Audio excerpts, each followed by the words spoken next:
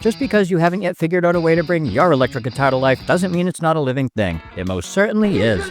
Peter Frampton might have come alive in 1976, but your guitar has been alive since day one. It's a complicated bioelectric entity with its own unique anatomy and physiology, evolutionary development, behavioral patterns, social dynamics, and more. In this video, I'm going to teach you everything you need to know to become a chord-certified guitar biologist. By the time we're done, there'll be no doubt in your mind that the guitar is just as alive as that annoying fly you've been chasing around trying to swat for the past 45 minutes. So let's get to it. Let's dissect this creature. The guitar, not the fly. You still haven't caught the thing and never will.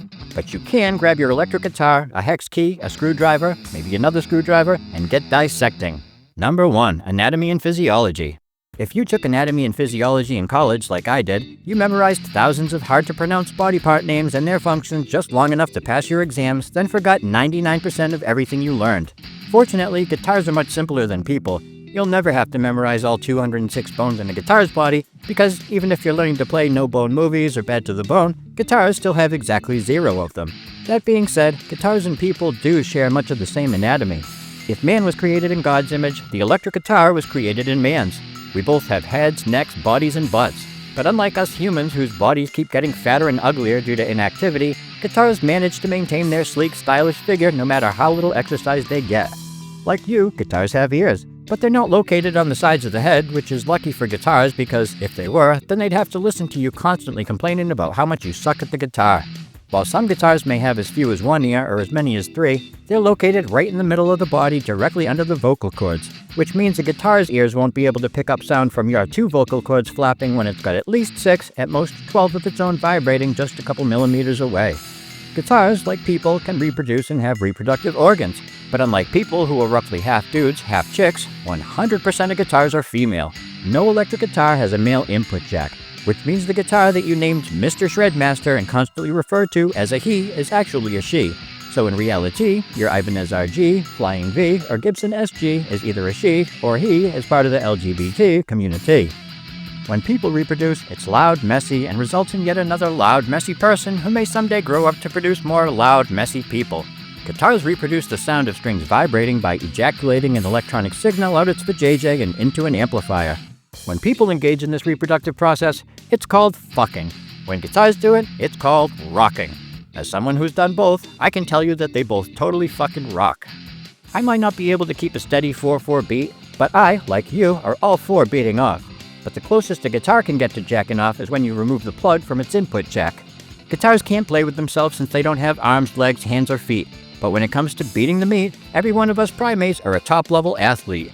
So when you go to greet someone you meet, before shaking their hand, make sure it ain't covered in skeet. This won't be a problem with guitars though, as sound is the only thing they excrete.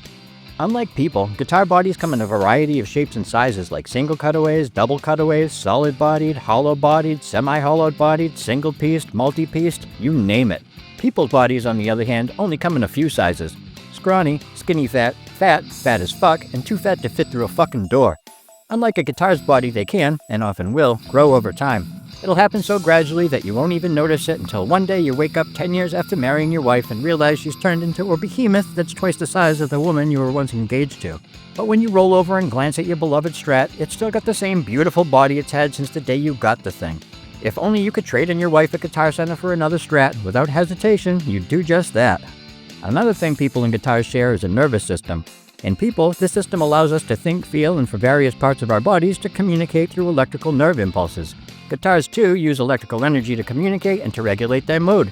But when a person is feeling kinda blah with low energy, they have to do all sorts of shit to feel better. Take a nap, eat something, smoke something, pop a handful of pills. Guitars, by comparison, have it easy. When they feel low and kinda flat, crank those tone knobs and just like that, they'll be feeling alright, if not high as a kite, going from flat to bright with more energy than a pissed off Dolomite. I could go on and on about guitar anatomy and physiology, talking about things like how some have a starburst epidermis, how guitars named Floyd are double jointed, or how, unlike your girlfriend, your guitar's got lots of little markers to help show you where your fingers need to go if you want it to make pleasing sounds. But to fully understand guitar biology, we now need to talk about some theory. Don't worry, I'm not talking about music theory. It's time for a lesson in evolutionary theory. Number 2, evolution of the guitar. Whether you believe in creationism and intelligent design or that silly evolution bullshit, when it comes to the electric guitar, either way, you're right. Guitars are intelligently designed, but they obviously weren't created by God. If he had created electric guitars, they'd never have more than one tone knob, certainly never more than one neck, they'd always stay in tune, and no one would know the name Floyd Rose. But guitars were created by man, not God. Though I do suspect that Satan may have played a role in designing some of the more hellish models like the Flying V, by and large, guitars have been created by earthly dudes. And like all living things on Earth, guitars evolve over time. People do this through a process that's commonly referred to as the survival of the fittest. Guitars do it through a process that's become known as the survival of the frettest. As it is in the wild, new species pop up and others go extinct through natural selection all the time. And since it's only natural to select a comfortable, easy-to-play guitar over something like an awkward, hard-to-hold Flying V, eventually they'll go extinct. Or so we can hope. Like early humans, early guitars were smaller and less sophisticated than they are today.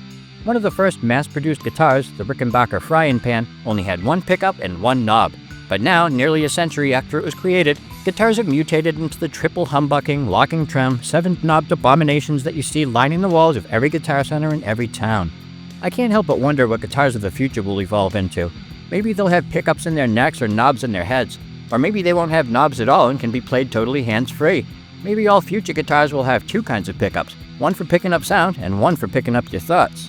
Through some sort of neural interface, maybe you'll be able to pick, pluck, and strum future guitars just by thinking about it. Wouldn't that be nice? You could practice the guitar while scrolling through Pornhub at the same time. Now that's the type of future I want to live in. Number 3. Sociobiology.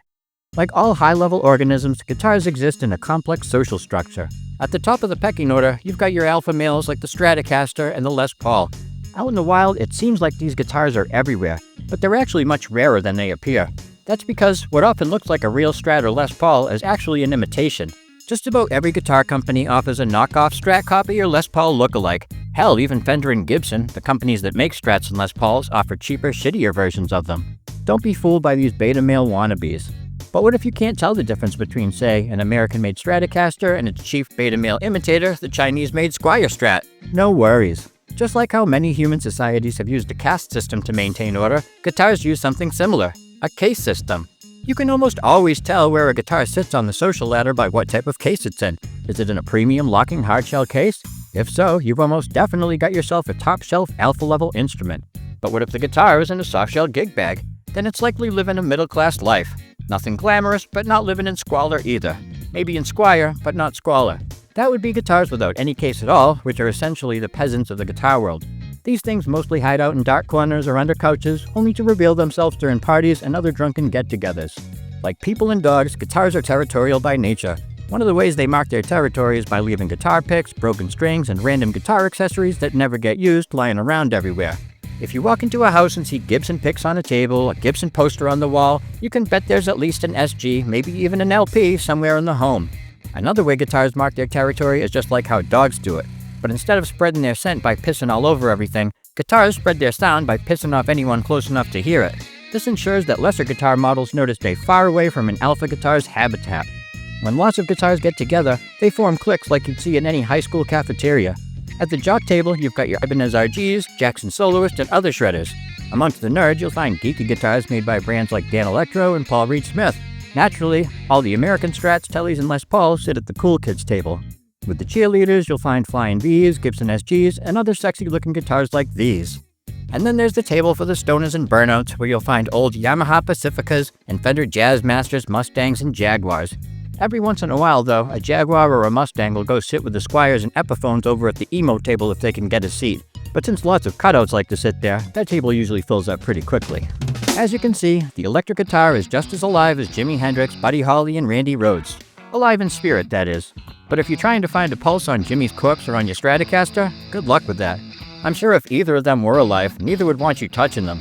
But they do want you to subscribe to this channel, so make sure to touch that subscribe button. Now, I have to be honest with you, guitars aren't actually alive. I know, shocker, just like an AED. But with enough practice, patience, and persistence, you can eventually bring your guitar to life, and without having to use a defibrillator. Although you should still yell clear before playing so those of us who don't want to hear it can get out of there. If you like this shirt, it's available in lots of colors and sizes at musicbesharp.com, along with lots of other awesome music-related merch. Link in the description. And if you'd like to hear some of my biologically created music, check out my album Denialism, or search for this dude on Spotify, YouTube, or wherever else you listen to music.